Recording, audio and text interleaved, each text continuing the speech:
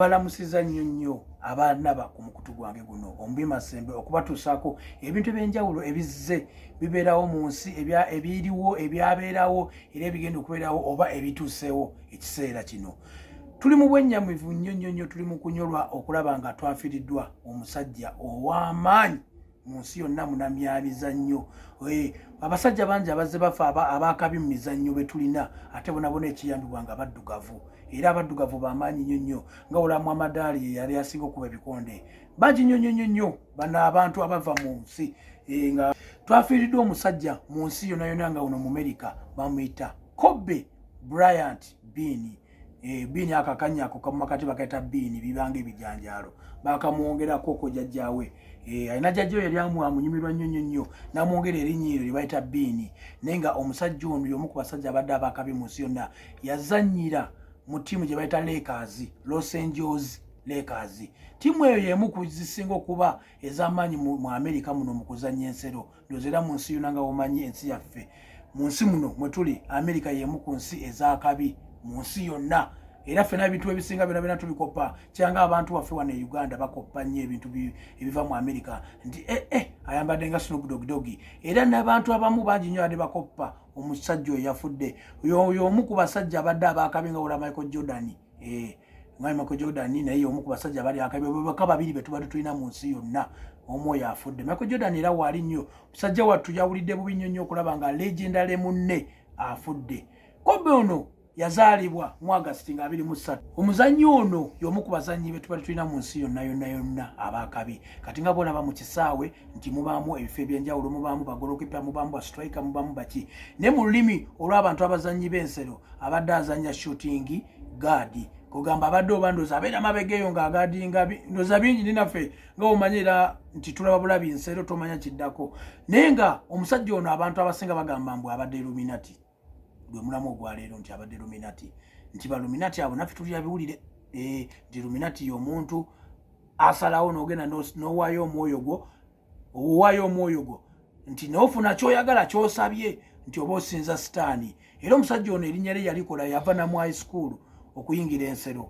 Ye teyabonaabonako kuba kuva mu buto okuva ebaamuzaala nga omusajja yatukako mu myaka ngaawo 3 n'abeera ng'asobola okuzannya ensero. Era ne taata we yali wakabi nnyo mu nsi yonna mu Amerika y'omu ku basajja abaali abakabi abazannya ensero.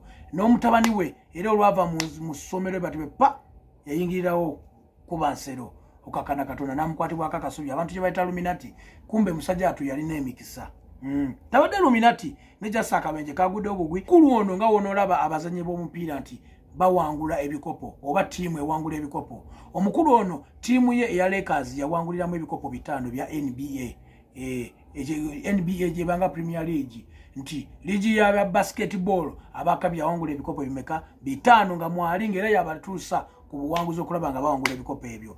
Omukulu oyo gw'omulaba abadde alina famire ye era ennyonyi eyagudde yafiiriddemu ne muwala we gwe bayita Kiana Bryant muwala we.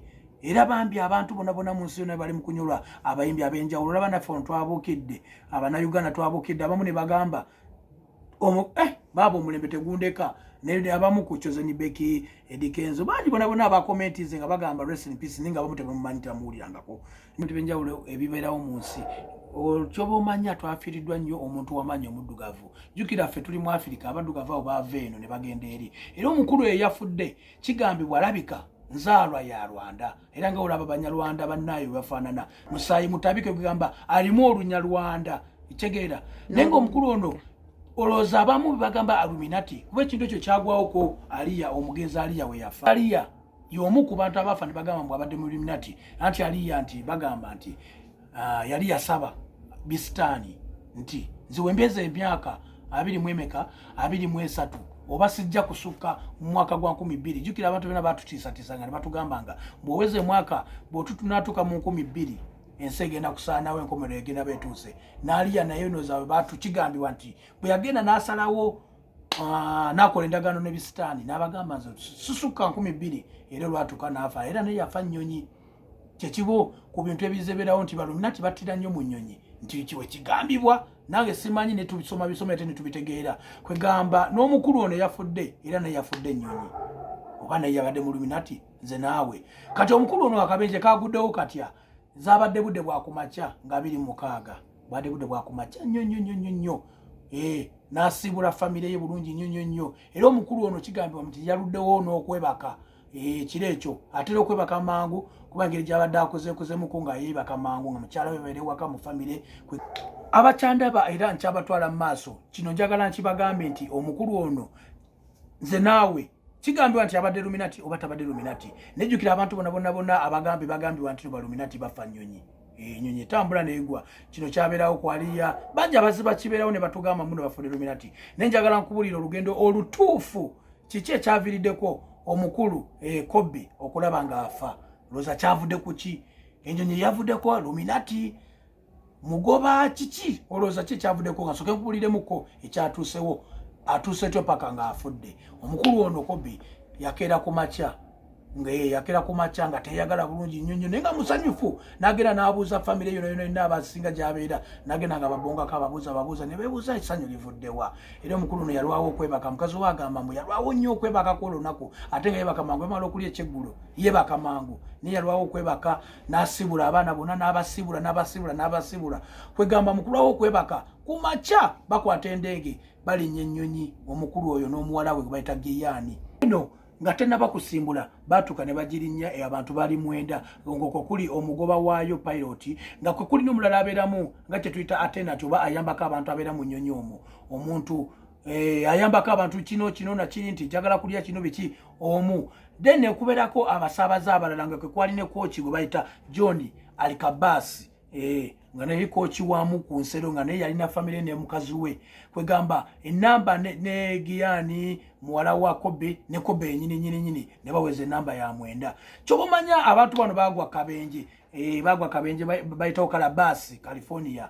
nenga bali balagawa balilaga ekitundu kye bayita Kalamali era mu California kyekimu bali bagenda California era still mugundi eyo mu state mwe bali bagenda California kazo yakera ku macha n'amutwala ku kisaawe kye bayita John Wayne Airport ng'eno eri Orange County mu California mukazo yamuvuga n'amutwalayo ng'ennyonyi eno eyatuusiddwako akabenje oba yabaleetedde okufa nga ekika kyayo kye bayita Siko Sky 76B y'ennyonyi eyo gye bagiyita amannya gaayo ng'era ku airport eyo gye bayita John Wayne kwe baavudde ennyonyi eyo n'erinnyibwa n'egenda mu maaso naye nga kigambibwa nti wabaddeyo fogo ndoza mwena abamanyi Oluganda mukimanyi kimu ekyaviiriddeko ennyonyi eno okufuna akabenje yabadde fogo ndoza we tukiza mu Luganda kalenge yabadde mungi nnyo kati pilot oyo nagezako okulwanagana n'ennyonyi eyo era kyatwalidde ebbanga ddene nnyo okulaba nga ennyonyi okugirwanisa bamaze eddakiika nga 15 mu bbanga ng'agezaako okulwanisa kalenge